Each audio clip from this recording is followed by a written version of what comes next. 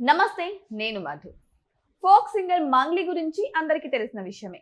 అయితే ఈ మధ్య కాలంలో తెలుసో తెలియకో రకరకాల వివాదాల్లో అడుగు పెడుతున్నారు. మరి వివాదాలు ఈవిడ చుట్టూ తిరుగుతున్నాయో, ఈవిడ వివాదాల చుట్టూ తిరుగుతున్నారో అర్థం కావడం లేదు. మరోసారి ఇప్పుడు ఒక వివాదం ఈవిడ చుట్టూ తిరుగుతుంది. అసలు ఏం జరిగింది ఈ రోజు మనం తెలుసుకుందాం. ప్రస్తుతం మనతో పాటు ఉన్నారు senior journalist doctor Durga Vadlamani గారు. వారిని అడిగి మరిన్ని విషయాలను తెలుసుకుందాం. నమస్కారం మేడం.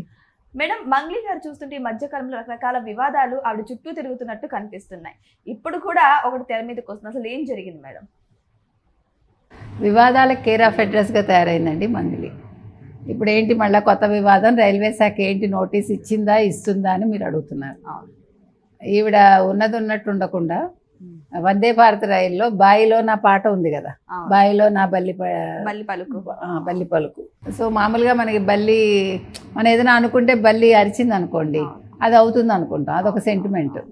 సో అట్లాంటిది ఏదో అలా తీసుకుని మనం చాలా ఆనందంగా ఉంటామని ఒక ప్రియుడు ప్రియురాలు లాగా పాట. సో ఆ పాట రీల్ చేసింది ఆవిడ. అయితే ఎందుకు కాంట్రవర్సీలు అన్నానంటే, బర్త్డే టైంలో ఏదో మందు సీసాలు, తర్వాత డ్రగ్స్, తర్వాత వేరే ఫోటోలు పెట్టడం, తర్వాత ఏదో మొత్తానికి ఆవిడ మేనేజ్ చేసుకున్నారు. ఆ తర్వాత తీసుకుంటే మహాశివరాత్రికి ఈషాతోటి ఏదో వివాదం, వాళ్ళ రూల్స్ పాటించట్లేదని వాళ్ళు పిలవలేదని. ఆ తర్వాత ఇది మూడోది కేడీ ది డెవిల్, ఆ పాట అది ఎంత ఘోరంగా ఉందో మనకు తెలుసు. ఏదో క్షమాపణ చెప్పింది కానీ కేసు అయితే ఫైల్ అయినట్టుంది. అది అయ్యాక మళ్ళీ రియల్ ఎస్టేట్ ఏదో వచ్చింది, అది మనకి వివరాలు తెలియదు. వాళ్ళ బ్రదర్స్ వీళ్ళు బెదిరించారు అన్నట్టుగా 100 కోట్ల దందా ఏదో చేస్తున్నారు. సరే ఇవన్నీ అయ్యేసరికి ఇప్పుడు మళ్ళీ ఈ రైల్వే శాఖది. ఇంతకుముందు కూడా వేరే వాళ్ళు ఎవరో రైల్వే శాఖకి సంబంధించి అంటే ఎవరో 2 రీల్స్ చేస్తే వాళ్ళ మీద కూడా వాళ్ళు కేసు పెట్టారు, యాక్షన్ తీసుకున్నారు. నేను అనేది ఏంటంటే, మనం ఎందుకు మనుషులు ఇట్లా ఒక తిరుపతి వెళ్తారు, తిరుపతిలో రీల్స్, సింహాచలం వెళ్తారు, సింహాచలం దేవుణ్ణి రీల్స్ లేదు వీడియో, తిరుమలలో రీల్స్ చేస్తారు. తర్వాత మొన్న ఎక్కడ శ్రీశైలం గర్భగుడి ఫోటోలు తీయడం. దేనికి వెళ్తున్నారు మీరు గుడికి దేనికి వెళ్తారు అసలు? మనం అది కదా, మనం దేనికి వెళ్ళాలో ఆ పని చేయాలి. ఇప్పుడు మీరు భోగిలో కూడా, రైల్వే భోగిలో మీరు కూర్చుని వీడియోలు చేస్తారండి. ఇప్పుడు నన్ను తీయడం నాకు నచ్చదు, మీరు తీస్తారు నాకు తెలియకుండా, అది నాకు తర్వాత ఇబ్బంది అవుతుందిగా. నా ప్రైవసీని భంగం కలిగించే హక్కు మీకు ఉండదుగా.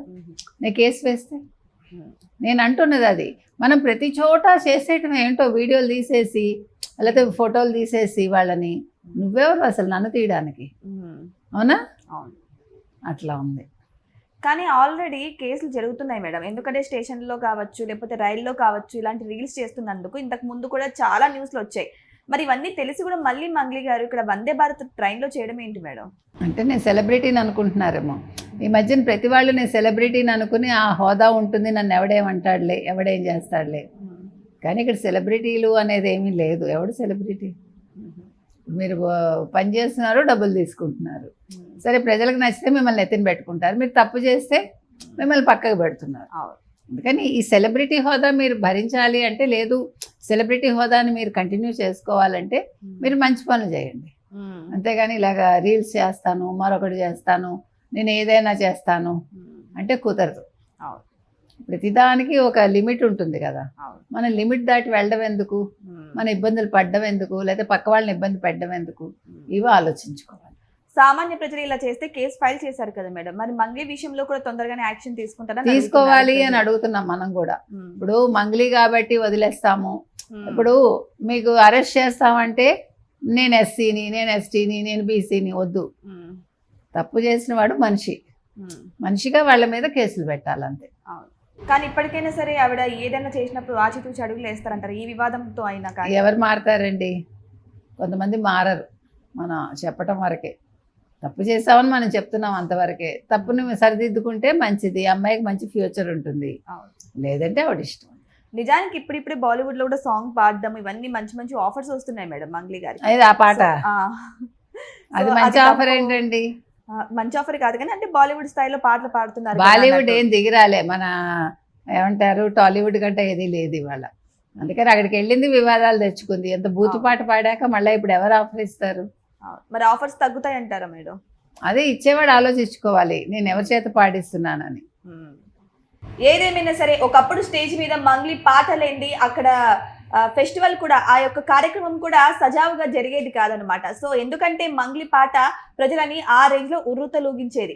కానీ ఇప్పుడు చూస్తే వివాదాలకు కేర్ ఆఫ్ అడ్రస్ గా మంగ్లీ గారు మారిపోతున్నారు. మరి ఈ వివాదాల వల్ల మరి ఆవిడ కెరియర్ దెబ్బతినే అవకాశం ఉందా? మరి ఈ ట్రైన్ లో వందే భారత్ ట్రైన్ లో ఆవిడ రీల్ చేయడం వల్ల మరి ఆవిడ మీద ఎటువంటి చర్యలు తీసుకుంటున్నారు రైల్వే శాఖ వారు? మరి వెయిట్ చేసి చూద్దాం ఏం జరగబోతుంది. మరి దీని గురించి మంగ్లీ గారి స్పందన ఏంటో వెయిట్ చేసి చూద్దాం. Thank you so much. Thank you madam. Thank you.